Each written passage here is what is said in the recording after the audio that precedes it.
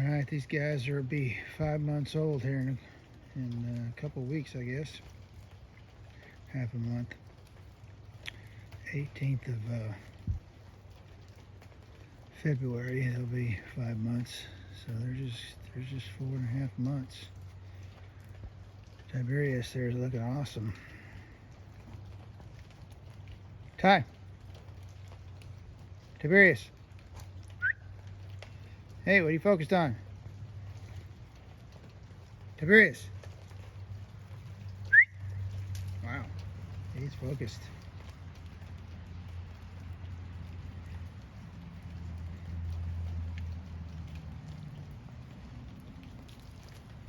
All right, I get it. I know what he's focused on. Chickens. All the chickens are over there. Once the chickens are, I mean, he has got a thing for them chickens. If he were to ever get loose and get a hold of the chickens, and that's the thing he pulls on the leash on, it's going to take some real work to get him to not chase the chickens. Because that's exactly what we had to do with Max and Rosa. We had to teach them to leave the chickens, leave them alone. It's their natural instinct with the prey drive that they have, wants to chase those chickens. They just can't help it. It's like something they want to do.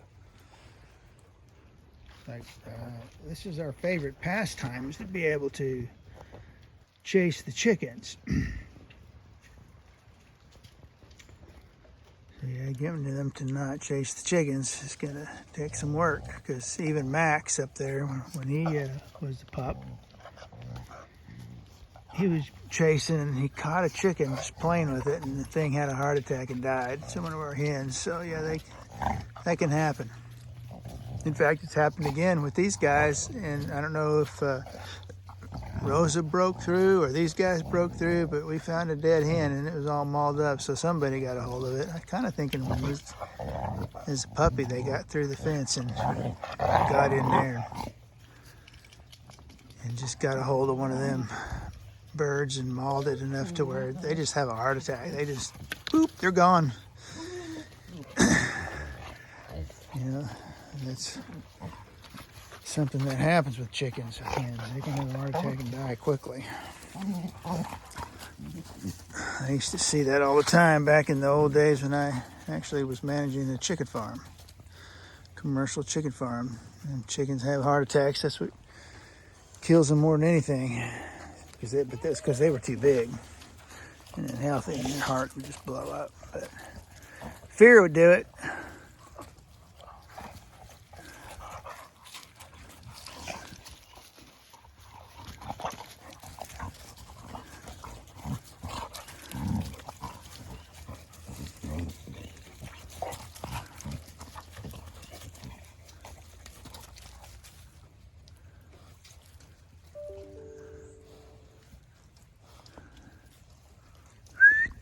Ty, can you hear me?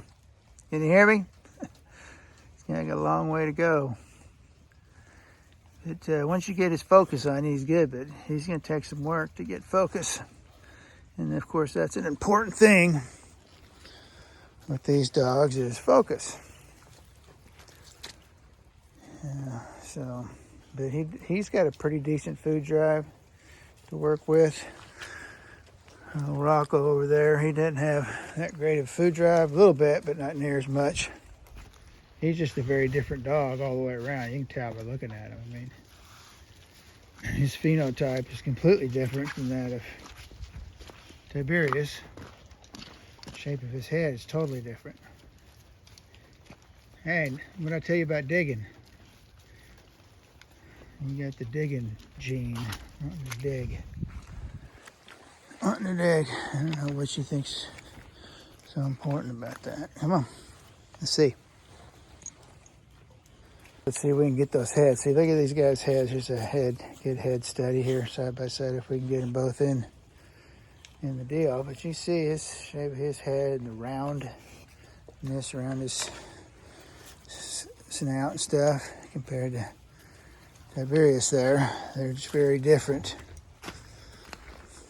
So they carry a different phenotype there in their DNA, taken after different looking parentages. Of course, they're all ICCF papered and read the pedigree and had a diverse background. But yeah, there's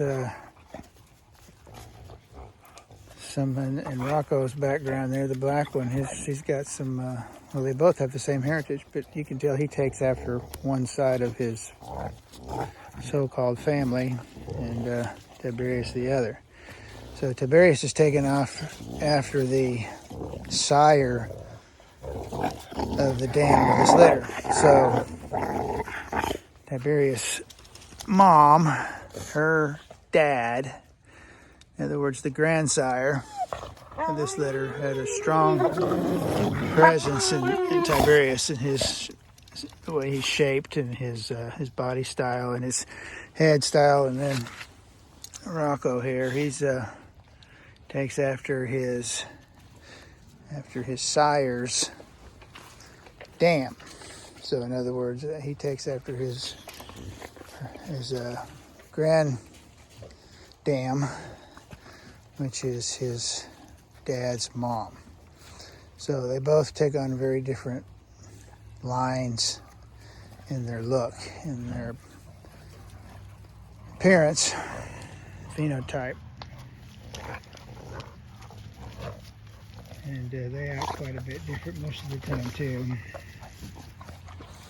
A lot of differences. But they both seem to be very brave and not backing down from things. Very protective early on out in the backyard. With noises and different things in the dark and whatever. And they don't have any problem taking front and center when they're by themselves. You know, Max and Rosa, of course, keep them in place, and they respect their leadership outdoors and whatever. Look at that. Boom. That's nice stuff. And then, of course, Rocco here really does look a whole lot like Max. I mean, he's got the same head shape, basically.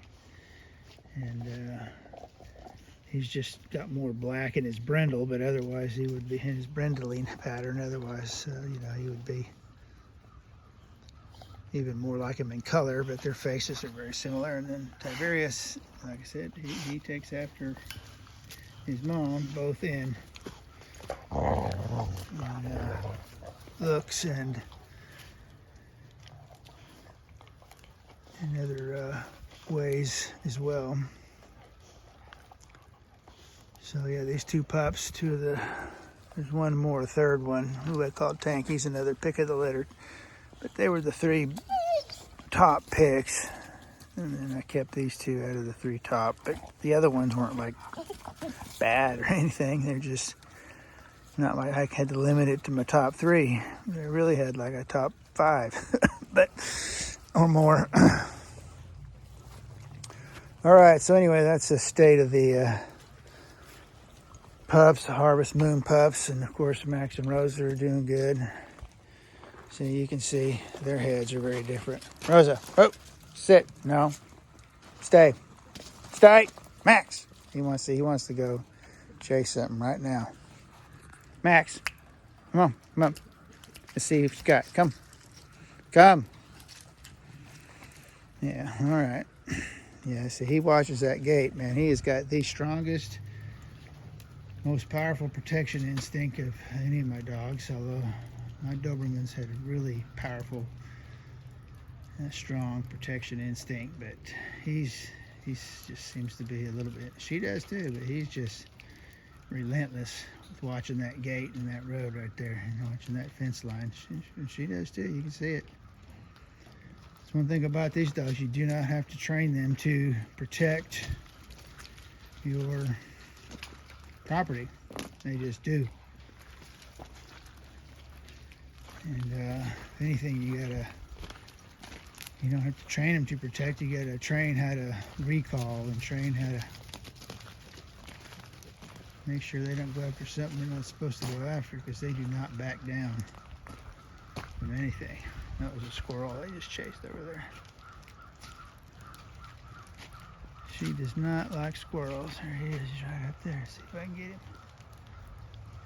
No, he did. Yep, there he goes. See him? Oh, he jumped down to another level. All right, but yeah, squirrels are a thing here. But these two guys,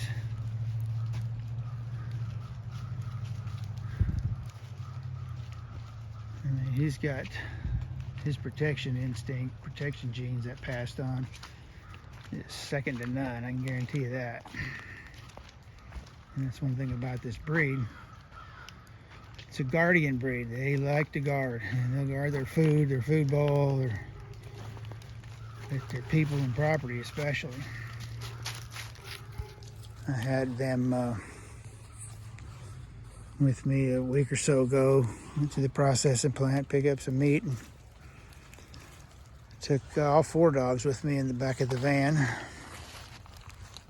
And some guys were there wanting to see the dogs, and of course they couldn't get close to the van because he will not let you anywhere near the van. And in fact, I have to be careful because he'll go through the gate over there. He went through the gate over here after a guy standing on the other side of it. So he surprised me with that. But when he's in that van, I guarantee you nobody gets very close because he's right there on him. I'm almost afraid he'd come through the window. But they were one guy came up to try to pet him, but I wasn't there, which was stupid. He came at him real good. And so you got to be careful. People got to be careful. So that's one of the things you got to do is protect other people from your dog, because he has the ability to hurt somebody just without even trying to. But he protects the heck out of me. So one of the guys that was watching us in their van, he said, "Man, that dog does not take his eyes off of you." And when someone was moving towards me to talk, he would come towards the window, do stuff, and he's just, so I got to looking, and sure enough, that dog's eyes followed me just every step I took. He was watching very closely, and that guy noticed it. I'd never really noticed that before. But he was watching, standing back watching. I was talking to somebody else about how he watched me. He said, "That dog will, protect you with his life for sure. Nobody ever messed with you with that." So that was pretty radical to just actually then make that connection and see just how intense he was at his guardian instinct of protecting his master. Isn't that right? See, what's that? You hear that dog across the way up there? Huh? So that's Max and Rosa, and then Tiberius, and